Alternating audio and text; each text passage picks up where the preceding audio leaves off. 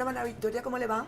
Muy bien, muchas gracias por esta invitación. Me encanta estar aquí contigo, Gloria. Lleva usted 11 años dirigiendo este centro de pensamiento, María Victoria. Pues imagínese, 11 años, todo lo que hemos visto desde la FIPE en estos últimos 11 años. Vimos la seguridad democrática y estuvimos muy cerca de la seguridad democrática y luego, obviamente, las negociaciones y el proceso de paz con las FARC. Y nace porque el empresario Rodrigo, Gutiérrez, Rodrigo Rodrigo Gutiérrez, Gutiérrez. un empresario antioqueño, eh, pues un día va a la Andi, se encuentra con empresarios, con comerciantes y demás, y empiezan a hablar sobre las razones del conflicto interno, y él dice que una rabieta lo llevó a crear la Fundación Ideas para la Paz, porque todo lo que decían allí los empresarios o los industriales era literalmente un chorro de babas. Bueno, lo que pasa es que, como tú dices, Gloria, ese era, digamos, la fundación se crea en el momento más oscuro de la guerra en Colombia, de la guerra sobre todo entre las FARC y los paramilitares, digamos, al final del gobierno de Pastrana, cuando ya el Caguán estaba haciendo agua.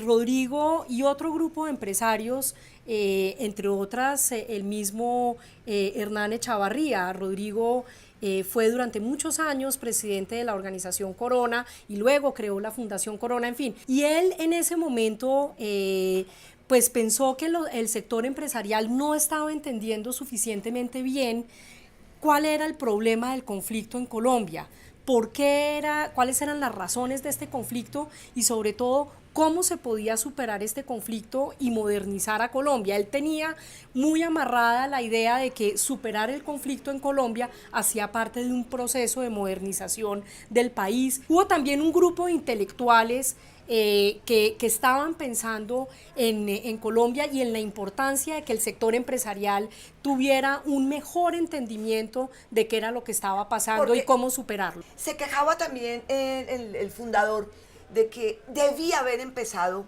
este centro de pensamiento empresarial desde que se crearon las FARC, desde el 64, que llegaron tarde a entender los motivos de las razones del conflicto. Pero tal vez la idea que quería plantear Rodrigo era que se necesitaba un centro de estudios independiente, un centro de estudios que fuera sí apoyado por el sector empresarial y que tuviera de cierta manera una visión empresarial o cercana al sector empresarial, pero que fuera independiente y que pudiera traer información y conocimiento no solamente nacional sino internacional sobre cómo se construía paz, sobre cómo negociar mejor la paz. Ese era un tema que le preocupaba mucho a los empresarios en ese momento, porque como estuvieron ahí en el Caguán, ellos sí pudieron ver muchos errores que se cometieron, errores técnicos que se cometieron porque no hubo una suficiente preparación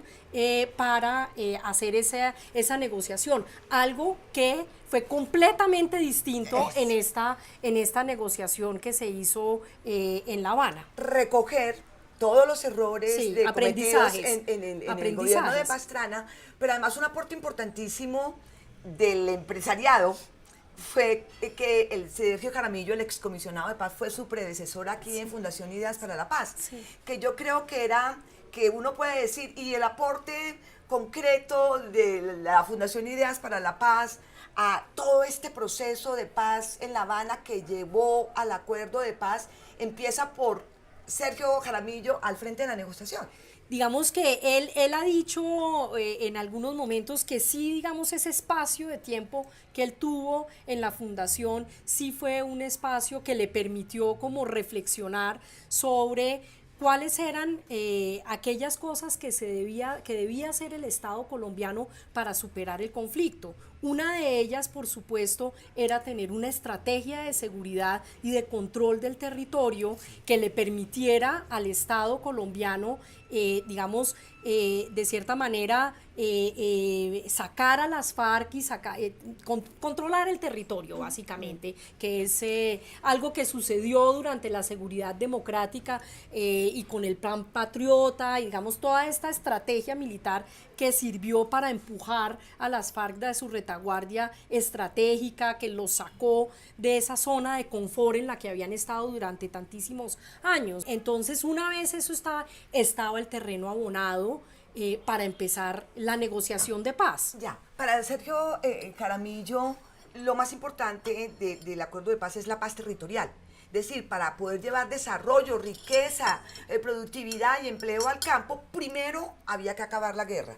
Y en esas estamos. Sí. Pero el segundo paso, María Victoria, es importantísimo, que es desarrollar el campo, hacer una reforma rural, sacar el campo de esta economía premoderna.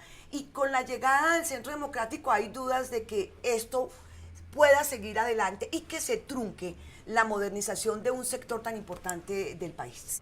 Yo tengo dudas sobre eso. Yo creo que... Sobre que lo echen para que atrás lo echen todo para el proceso de reforma rural. Sí, porque mire, de todas maneras la reforma, digamos, si bien el acuerdo de paz sí tenía una visión integral de cómo terminar el conflicto y de cómo construir una paz sostenida a través de integrar esos territorios, a través de controlar el problema de las drogas, a través de una democracia más abierta y participativa, sí, eso de todas maneras son deudas digamos que tiene el país y que nadie las desconoce, ni siquiera el Centro Democrático las desconoce. De hecho, la misión rural ya tenía, digamos, unas apuestas sobre la transformación del sector rural en Colombia, mucho más ambiciosas de lo que había en el acuerdo de paz. Yo lo que creo es que ojalá, y no, de pronto estoy pensando con el deseo, pero ojalá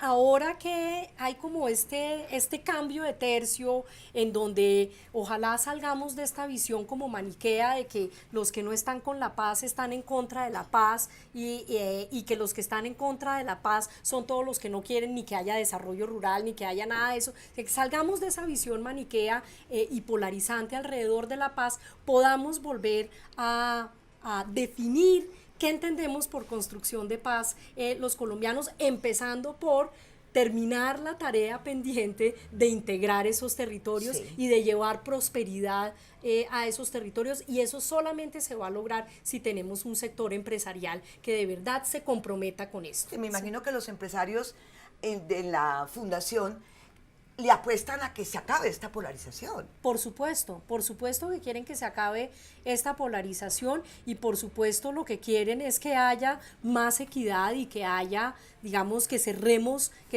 estas brechas, pero también que se logre instalar un mínimo de gobernabilidad en los territorios. Yo creo que eso no se ha logrado y yo creo que eso ha sido uno de los grandes vacíos de la implementación de la paz. Obviamente, 2 años. Llevamos 2 años. No, llevamos 2 años, pero yo creo que sí se habrían podido haber hecho cosas en el inmediato que no se hicieron. Digamos, no se hizo claramente el plan de respuesta inmediata, que era, digamos, algo que se venía hablando con mucha... se habló durante muchos años. Yo fui a miles de reuniones con el gobierno, con las agencias de cooperación internacional sobre cómo iba a ser ese plan de respuesta inmediata, y luego lo que nos encontramos es que respondemos de la misma manera como el Estado Nacional ha respondido en los últimos 30 años a las necesidades territoriales. ¿Qué es cómo? ¿Con militares y policía? Y fragmentados.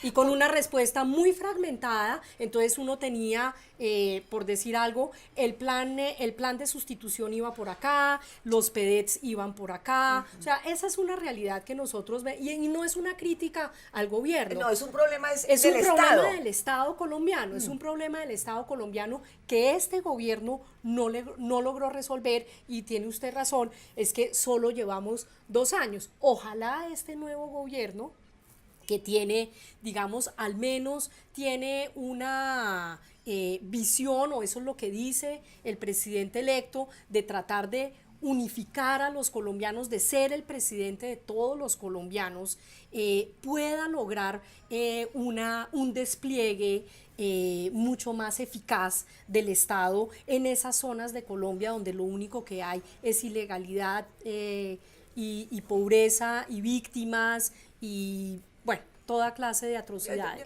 Los empresarios estuvieron muy activos, muy participativos en el proceso o en el estudio legislativo de la Jurisdicción Especial para la Paz. Sí. Incluso se logró, que estaba en el acuerdo, se logró cambiar ese artículo del acuerdo que los obligaba a ir a la Justicia Especial para la Paz.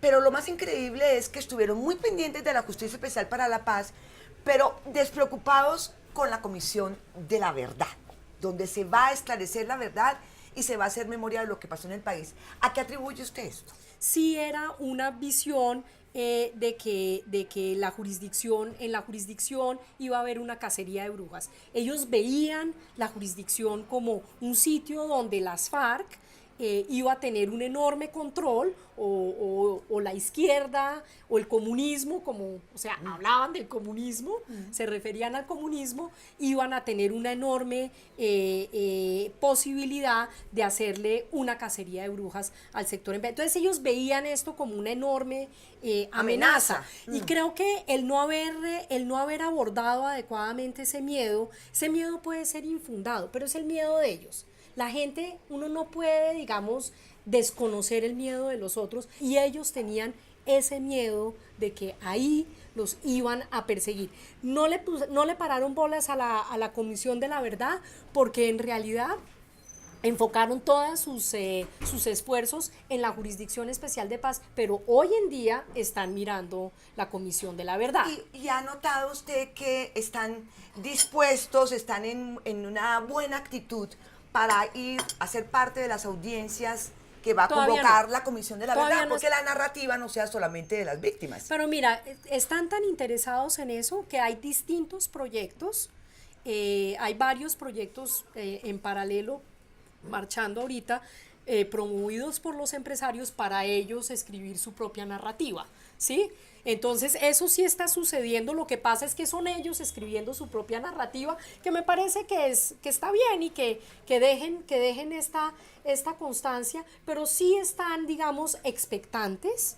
Yo creo que están, todavía no veo, vamos a participar, no, yo creo que hay que hacer un proceso de pedagogía. Creo que todavía falta un poquito de trabajo en términos de que entiendan bien los empresarios como cuál es la oportunidad que hay, pero están trabajándole, o sea, no es que estén totalmente a espaldas del tema. Ellos lo que quieren, por lo menos, es que en esa verdad no quede, digamos, la única verdad sea que ellos estuvieron del lado de los victimarios, que es como se suele ver a los empresarios en términos generales, digamos, en algunos sectores de Colombia. La verdad es que la participación de los empresarios tiene muchísimas dimensiones. Hubo empresas que adoptaron medidas internas de derechos humanos, de cómo enfrentar los temas, de cómo tener una política concreta de derechos humanos y de relacionamiento con la fuerza pública.